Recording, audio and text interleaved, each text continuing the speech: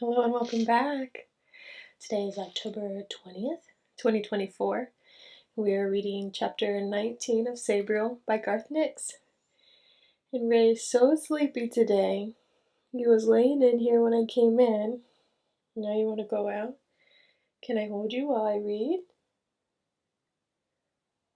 Oh, do you hear Zoey? I think Zoey's outside the door. She was sleeping earlier, so I thought I'd be safe, but this little cutie was laying on the table. So, uh-oh. Do you want to stay with me while I read today? Nope? Okay. That's enough. Okay, so no raid today. There was your cute cat cameo. And let's get started on chapter 19. Okay, I've got the ambiance a little cozier now, so let's begin. Chapter 19.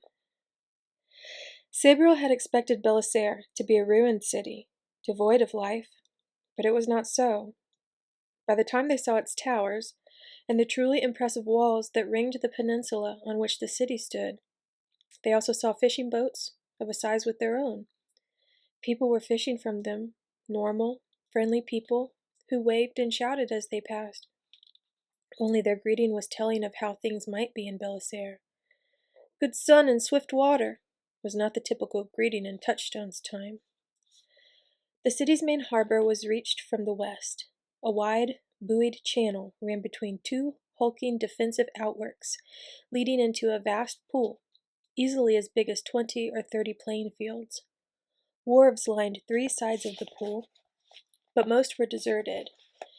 To the north and south, warehouses rotted behind the empty wharves, broken walls, and holed roofs, testimony to long abandonment.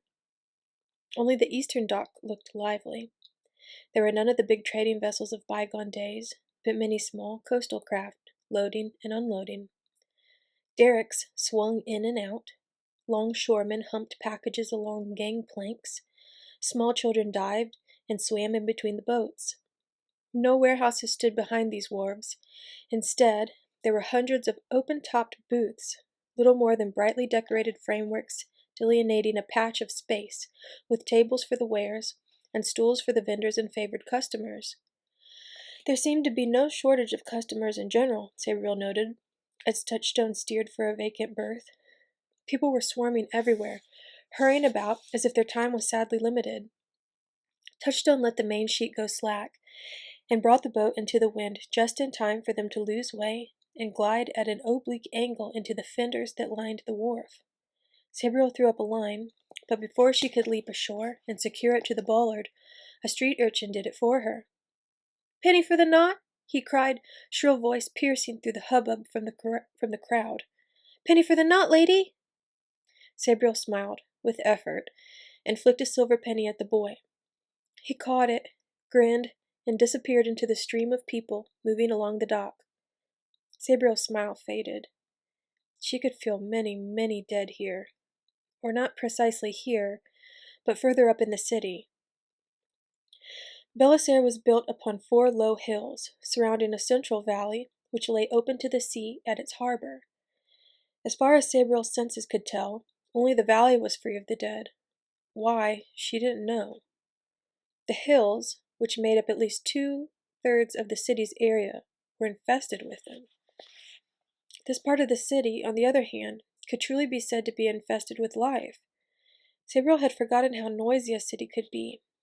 Even in Incelstier, she had rarely visited anything larger than Bain, a town of no more than 10,000 people. Of course, Belissaire wasn't a big city by Incelstieran standards, and it didn't have the noisy omnibuses and private cars that had been significantly adding to Incelstieran noise for the last 10 years. But Belissaire made up for it with the people. People hurrying, arguing, shouting, selling, buying, singing. "Was it like this before?" she shouted at Touchstone, as they climbed up onto the wharf, making sure they had all their possessions with them. "Not really," answered Touchstone. "The pool was normally full, with bigger ships, and there were warehouses here, not a market. It was quieter, too, and people were in less of a rush." They stood on the edge of the dock, watching the stream of humanity and goods, hearing the tumult, and smelling all the new odors of the city replacing the freshness of the sea breeze. Cooking food, wood smoke, incense, oil, the occasional disgusting whiff of what could only be sewage. It was also a lot cleaner, added Touchstone. Look, I think we'd best find an inn or a hostelry, somewhere to stay for the night. Yes, replied Sabriel. She was reluctant to enter the human tide. There were no dead among them, as far as she could sense, but they must have some kind of accommodation or agreement with the dead, and that stank to her far more than sewage. Touchstone snagged a passing boy by the shoulder, as Sabriel continued to eye the crowd, nose wrinkling. They spoke together for a moment. A silver penny changed hands, then the boy slid into the rush, Touchstone following. He looked back, saw Sabriel staring absently, and grabbed her by the hand, dragging both her and the lazy, fox-fur-positioned Mogget after him. It was the first time Sabriel had touched him since he'd been revived, and she was surprised by the shock it gave her.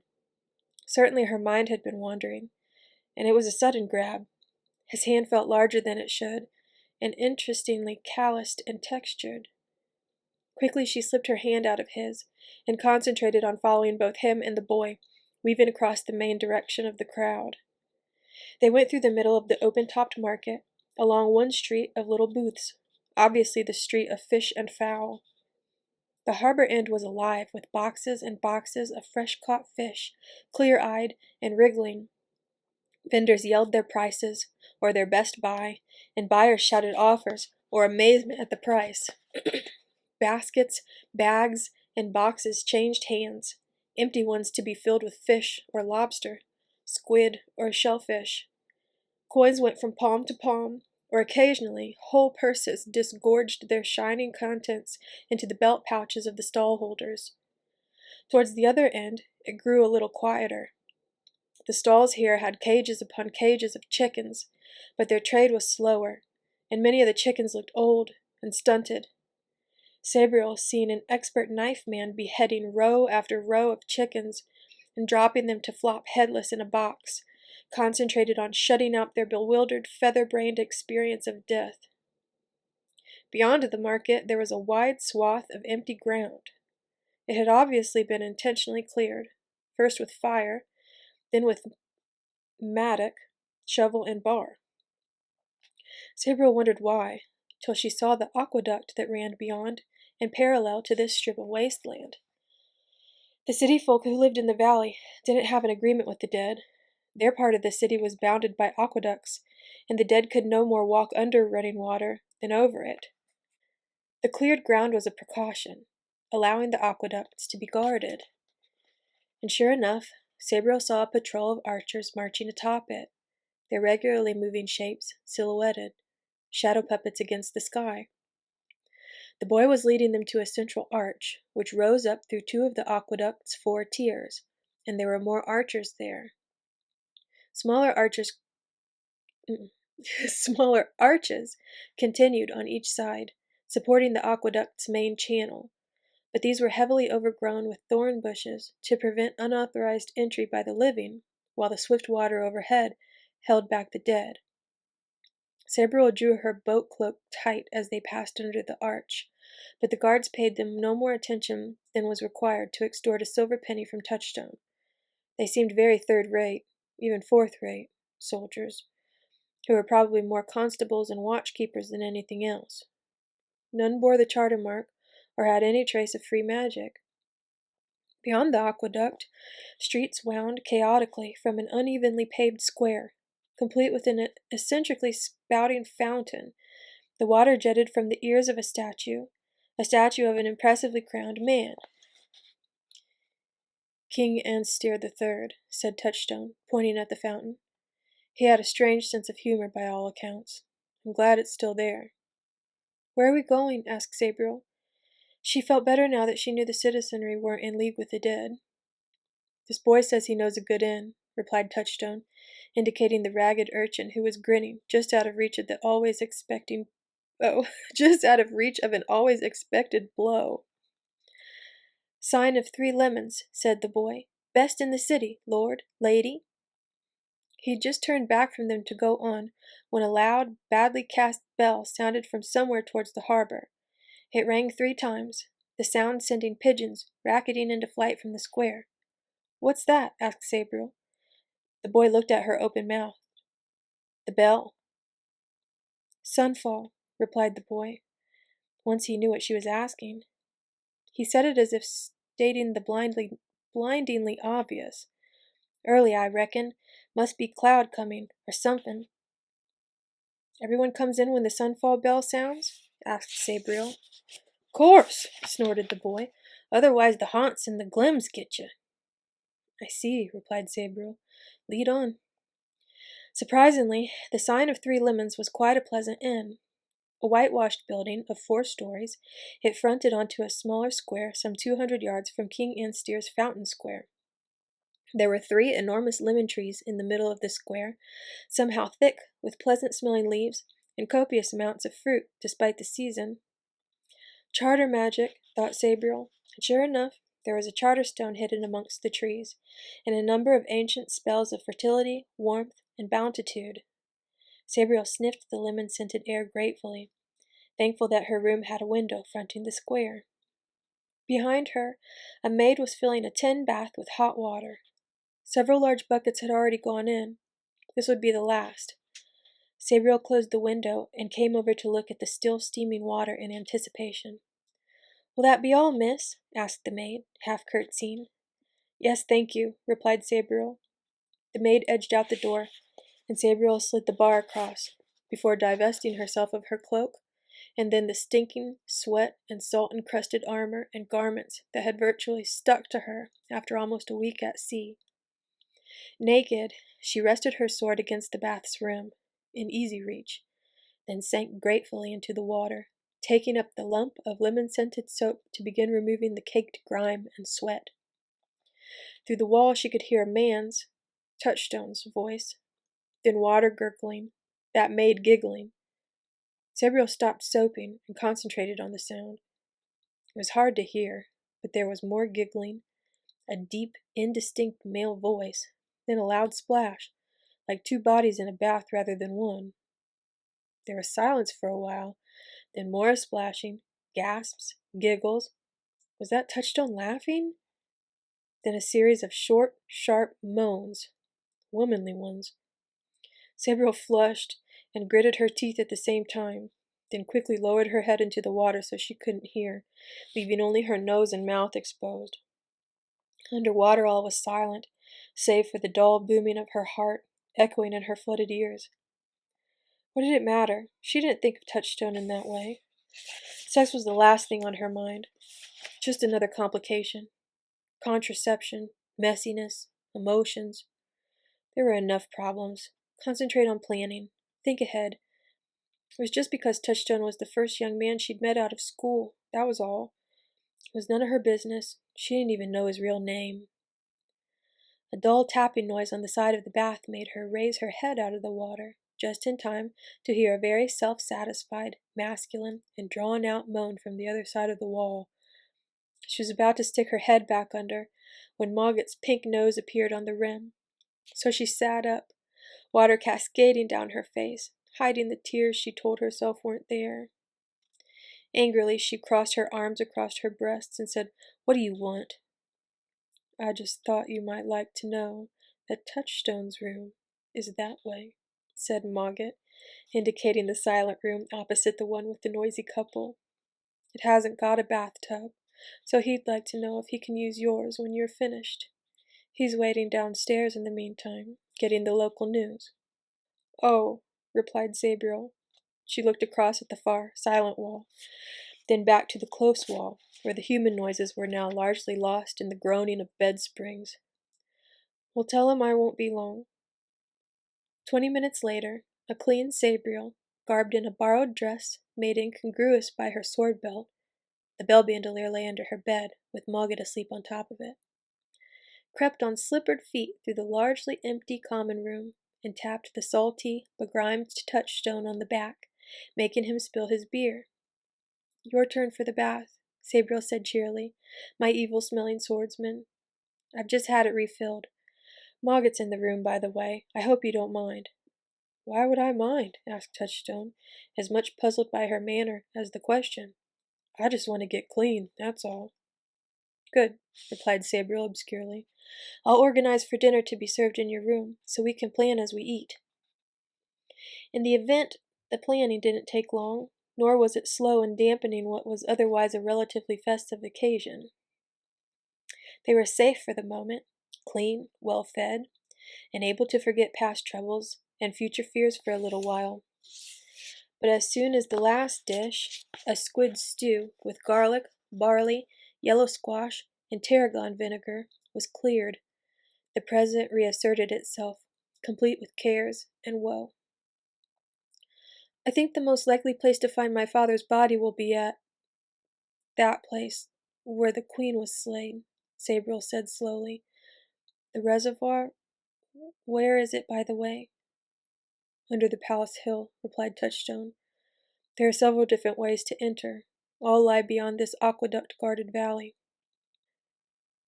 "You're probably right about your father," Moggett commented from his nest of blankets in the middle of Touchstone's bed. "But that is also the most dangerous place for us to go. Charter magic will be greatly warped, including various bindings, and there is a chance that our enemy—" "Caragor," interrupted Sabriel. "But he may not be there. Even if he is, we may be able to sneak in." "We might be able to sneak around the edges," said Touchstone. "The reservoir is enormous, and there are hundreds of columns. But wading is noisy, and the water is very still. Sound carries. And the six, they're in the very center." "If I can find my father and bring his spirit back to his body," Sabriel said stubbornly, "then we can deal with whatever confronts us. That is the first thing, my father. Everything else is just a complication that's followed on." "Or preceded it," said Moggett. "So I take it your master plan is to sneak in, as far as we can, find your father's body, which will hopefully be tucked away in some safe corner, and then see what happens?" "We'll go in the middle of a clear sunny day," Sabriel began. "It's underground," interrupted Moggett. "So we have sunlight to retreat to," Sabriel continued in a quelling tone. "And there are light shafts," added Touchstone. "At noon, it's a sort of dim twilight down there, with patches of faint sun on the water." "So we'll find father's body, bring it back to safety here," said Sabriel, and take things from there." "It sounds like a terribly brilliant plan to me," muttered Moggett. "The genius of simplicity." "Can you think of anything else?" snapped Sabriel. "I've tried, and I can't. I wish I could go home to Insosier and forget the whole thing. But then I'd never see father again, and the dead would just eat up everything living in this whole rotten kingdom. Maybe it won't work, but at least I'll be trying something, like the abhorsen I'm supposed to be, and you're always telling me I'm not." Silence greeted this sally. Touchstone looked away, embarrassed. Moggett looked at her, yawned, and shrugged. "As it happens, I can't think of anything else. I've grown stupid over the millennia, even stupider than the abhorsens I serve." "I think it's as good a plan as any," Touchstone said unexpectedly. He hesitated, then added, "Though I am afraid." "So am I," whispered Sabriel. "But if it's a sunny day tomorrow, we will go there."